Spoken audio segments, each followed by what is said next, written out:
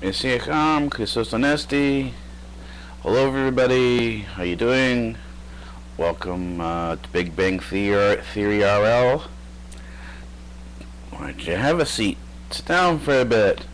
Hey, time to get things started. Because it's VEDA21. And now there are just 19 days left. No, 10 days left. 10 days left of VEDA. Thereabouts, and then nothing happens. The VEDA title goes away, or might not go away, and then it's up to you guys. What do you think? Should VEDA after April VEDA be vlogging every day anyways, or what do you think? Let me know. Yeah, I'm doing more video editing. A lot more video editing now. I've been doing a lot of cleaning up this week. I decided to sort of put off the news until next week and get a lot of stuff that I need to get done for the. So I try to do improvements on the shows and the amount of work I get done every 2 weeks. That's the goal, and I'm on schedule for that. And I had taken Monday off because it was the. This is, see, again, this is something this one needs to be explained. The Greeks don't celebrate, and Eastern Christians don't celebrate Easter for one day. It's not a one-day thing, and then it's over and gone with. There's a lead up to the holiday, and then in many cases, this is true for a lot of the major holidays, even for Christmas. There's a week before, and then there's a week afterwards. So it's a minimum of 14-day celebration. So the news kind of fell off like that, and so I'm going to finish off the week. It's still Easter week for me, for most of the Greeks and for most of the Eastern Christians. It's still Easter week. And after that, it'll be Easter month. That's the way it goes. And for the next 50 days, it's the Easter holidays, or the Easter feast is still spread out until Pentecost. If anyone knows a Pentecostalist or what a Pentecostalist is, well, that's their major day. 50 days out from just about 50 days out from. Easter is Pentecost, and so that's when officially Easter is over. And the Greeks properly shouldn't be calling it Easter. Easter is what the Western Christians know it as. The Eastern Christians know it as, particularly from the Greeks, is known as Pascha. That's what it's known as. So. Leaving everything, the heavier stuff in terms of putting out the news again, rather than putting out a partial week this week, I'll start again on Monday, and everything will go out from Monday on. And there'll be some new features in there. I'm doing, I always try to do workarounds and fix things up, try out new formats. The news is very raw, and same thing with the economics report. Very raw. It's not polished or anything like that. It's still very much, because it's within the season zero, the first year. That there's a lot of learning to do, and there's a lot of adjustments to do in order to bring a better product out there. So. That's what's being done this weekend. Sources are being improved. The analysis is being improved, and the delivery of the analysis is also going to be improved as well. How I end up bringing the sources to you. What else can be said for today? Oh yeah, everything is being done in Linux. April, for those of you who are on Ubuntu or not Ubuntu flavor, is the time of year. October and April are the time of year when the new versions come out. But if you look at a lot of the server environments, particularly a lot of the production environments, they, in order to maintain a very stable environment, what they end up doing is they end up their cycle is very slow. It's either 1 or 2 years in order for their upgrades, in order to keep a very stable environment. And if you don't have the ability to set out a test lab and test bench your software before putting it into production, then I don't have this. I don't have this capacity yet. I've added the capacity to the network to do this. My network now has the capacity to do test benching, but at this point in time, I don't have enough systems. I'm still refurbishing them. I have a number of systems on my electronics bench that I'm refurbishing, and when that's done, then I'll be putting Linux test bench together to actually get this done. Beyond that, my solution is to wait till the operating system matures in the environment. There's a path of maturing where they work out a lot of the bugs, and that's usually so. If it comes out in April, my rule of thumb is I don't install any time before June. So June, July is my install time, and then typically when October's YouTube Ubuntu comes out, I then wait until December, January. So basically several months off, and usually around that time enough of the kinks have been worked out and enough of the bugs have been worked out that the installation doesn't really pose much of a problem.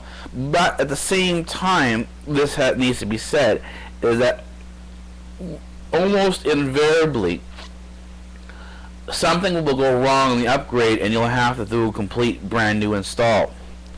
And so because of this, and because you're working in a production environment, if you don't have a proper backup system in place, then this isn't the way to do it. The way you would do it is have, and this is how you could without using a test bench, sort of upgrade your network, is you have one computer left off the main system.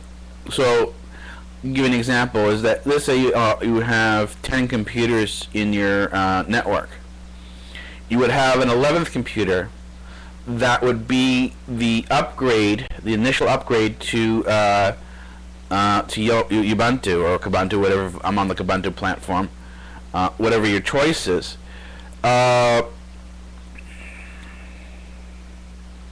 Then what you do is, once 11 is working properly and you've got it to the point where it's mirroring one of your systems, you swap it out, and you keep doing it. You swap out the system, right?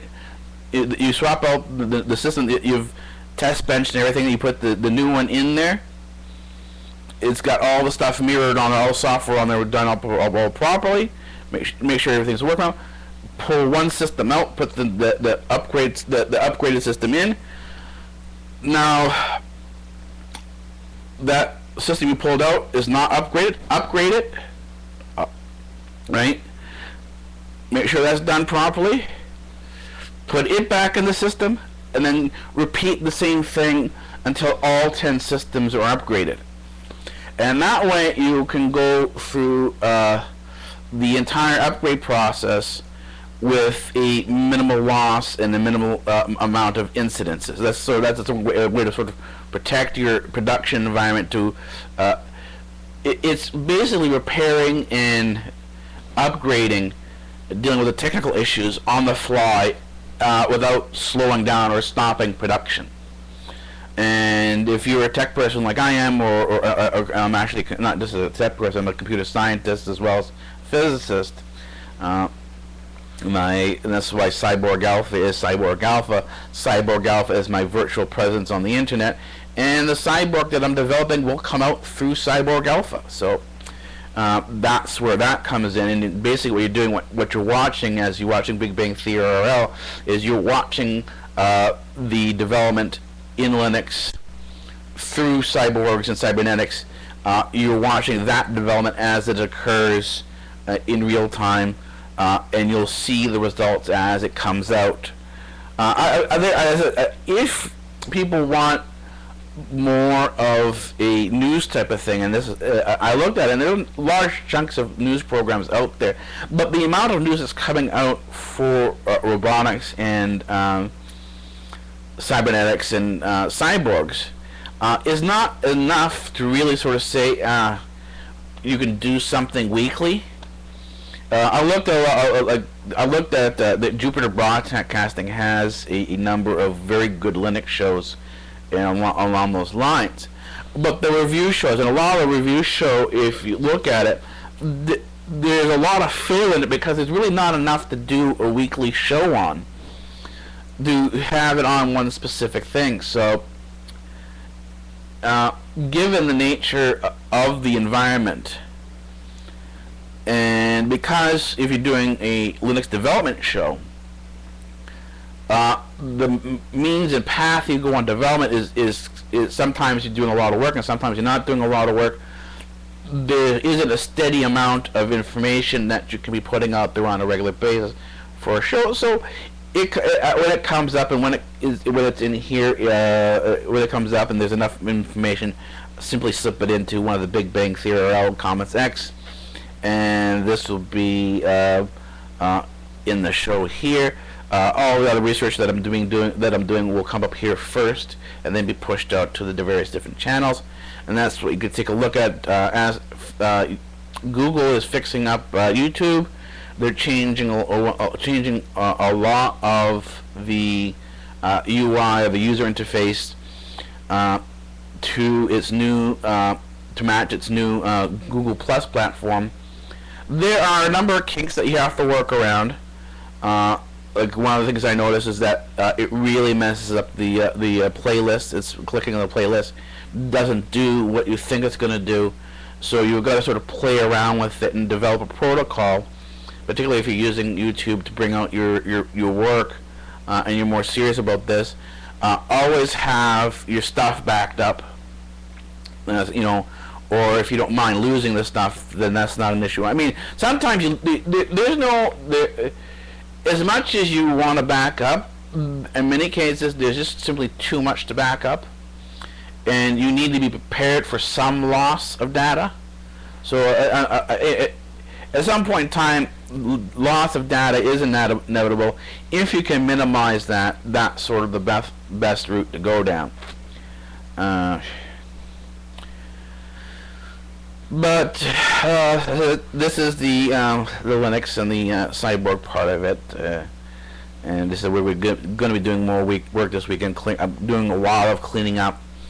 I will be starting a new filming schedule on Monday. This is not just simply for the news and for the economics, but I'll be bringing out several new videos as my video processing gets better. I've got some more ideas I want to bring out. These are particularly for the university. For the UEP, the undergraduate education program. I'm going to be bringing out some tutorial programs sometime in the week. They're going to be short 10-minute programs. Going to continue with Adventures in the Library. We're now getting into studying nucleic acids and nucleotides, that's DNA and RNA and that whole family there. And as I mentioned in the in this last segment I did, is that this is where we're going to start getting into the sort of the nitty-gritty things. Really, there's going to be a lot more content put out in this show, and there will be a number of choices where we can take the program. And because this is what happens a lot of times when you're studying something, you don't necessarily understand how initially things are related. But as you go along, you look at your definitions, you're studying, and you're finding your bits and pieces, you're building the puzzle. You find out that things that you thought weren't connected are connected. I mean, and the thing is, I started off with the common refrain or common insult, the common insult that's used by a lot of people, moron. So I went and I have these old dictionaries and these old science encyclopedias. They're pre-1960. They range from 1930 to 1960 in terms of the content. I don't know how much editing has been done on the later side of things. There seems to be large gaps in here. But anyways, it's good enough to give you a sense of what the scientific thought was, what the common thought was back then. Dictionaries give you a view of common thought when the dictionary is written. So it's not simply a matter of getting a brand new dictionary and having the words in there and the history of the words. You want to get the mindset of the people at the time. And if you want to do that, then you need to go find old dictionaries that represent the time frame that you're interested in. And because the book is old, it hasn't been changed, it hasn't been adjusted, it hasn't been abridged, and you can use that dictionary, that book, as a snapshot of the thought processes or the thinking of the day. And that's sort of what we've done here. We're doing it from this perspective. We're looking at the term moron. We found out the term moron wasn't simply a commonly used term that was thrown around, that it was something more significant, and that it had relations to a medical and psychological deficiency, that when people were labeled as morons, and this was done officially, it had a major effect on their lives. A moron and people who were feebly minded, and this ironically included women. One of the reasons why the women's movement had an issue with the main society at the time was that it was believed that women were feeble-minded, and there are many groups that still feel this way today, and that they needed to be taken care of. And at this point in time, when we're looking at the stuff in the dictionaries, this was the case. It wasn't the case that this was the convention. This was the law. Morons could not live on their own. And the same thing with the feebly minded. They needed someone to take care of them. And this is actually where a lot of socialism came in. And this is sort of another path you can go on, and we will follow that path in the Adventures in the Library. This is where socialism came in. Socialism came in as a means to deal with the impoverished masses. And it was the view that the impoverished masses were morons, by the definition, feebly minded, and needed to be guided and directed. In other words, they needed somebody to take care of them. And this somebody, this overarching character, which was painted by the socialists and the people who wrote about socialism as a benevolent figure. And in Orwell, he named the figure Big Brother, and this is where you get the references to the nanny state. The nanny state reference is an Orwellian statement along the lines of Big Brother. And this is where you get a lot of the tipping back and forth, because a lot of the socialists, modern socialists today, really don't know their history of where socialism came from. If they did,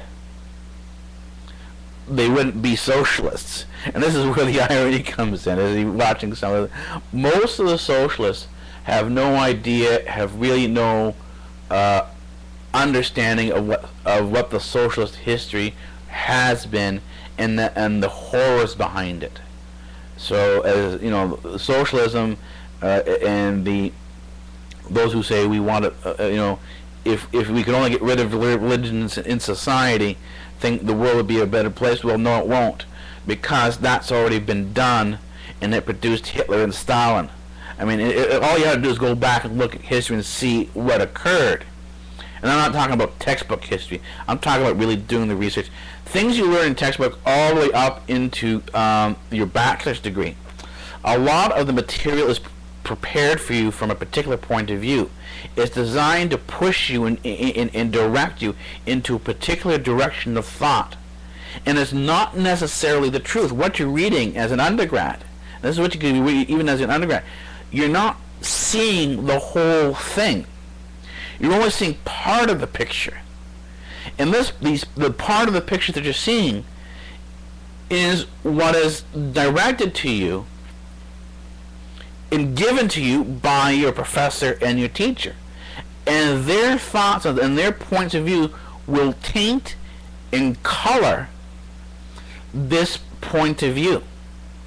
So you're not seeing an independent point of view. You're not seeing something that is really objective. You're getting something that's in bits and pieces and created for you.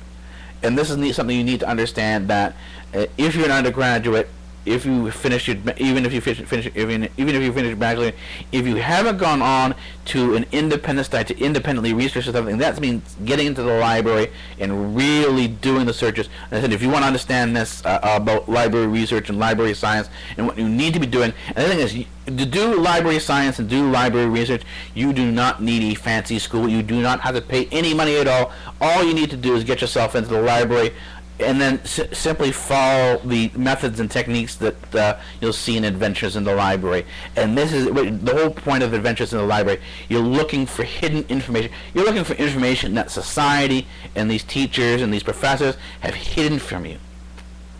And they have hidden stuff from you. There is an enormous amount that is hidden from the average person, including on the news. There's an enormous amount that's hidden and unseen, that if you went into the library and actually found out what was going on and what actually happened, you'd realize how much has been removed and cleansed from society. Even today, when we consider ourselves to be the most open-minded society ever, and we have all these internet resources, we are still enormously closed-minded. Our eyes, in terms of our understanding, are almost blind. We only see what is put in front of us. And that's the current state of the average person. And that's the state of the average person who, if you only have your bachelor's degree, you haven't opened your mind up yet. You've only stepped into the introduction part of things. You don't finish, and there is no real finishing. I was supposed to go to a YouTube gathering in Toronto, but I have too much studying to do. I can't leave my my labs in my library, and because I've got too much studying to do, because I found new stuff that I have to go check out. And this is what your life is. If you're up on the professor level, if you're up on the researcher level like I am, I'm not only past my PhD and past my postdoc. Then your life is basically one massive project. It's like for the kids, for the people who are still in school. I don't mean kids in a derogatory. I view kids to be my peer group. Kids and tweens are my peer group because they're the ones still doing projects in school. And if you know what it's like to go and do a project in school, to go into the library, find your books, and then from there read and find your materials and do a little project on it. Well, that's what a researcher. If you're a researcher, that's what your life is like. Particularly if you're in open exploration, and that's what I'm in. I'm in open exploration. I'm an open explorer, where my research is to explore the universe, and the perspective comes from quantum physics, astrophysics, and then spreads from there on out into computer science, to medicine, and basically the ultimate physicist, where you can, from the point of view of physics, reach any point around you. Or should not any point of any point or area of study, you can do that right from the pinnacle of physics. And this is the Sheldon Cooper model in terms of, or the view of how physics works. That physics should be overarching. It should be encompassing the entirety of science and thought. Well, because it's supposed to, the physics itself by its very nature, and physics does mean nature. It's Greek for nature. That's what you're supposed to be doing. The only limitations is the only thing that limits you is yourself. The more you can do, the more you can sort of remove your ego, the more you can sort of see out. You can develop your understanding a lot better. Anyways, I'm gonna get back to work now. I've got to do I'm going to do a lot of cleaning, a lot of organizing, and then I've got some more. Leads to check out. Take it easy.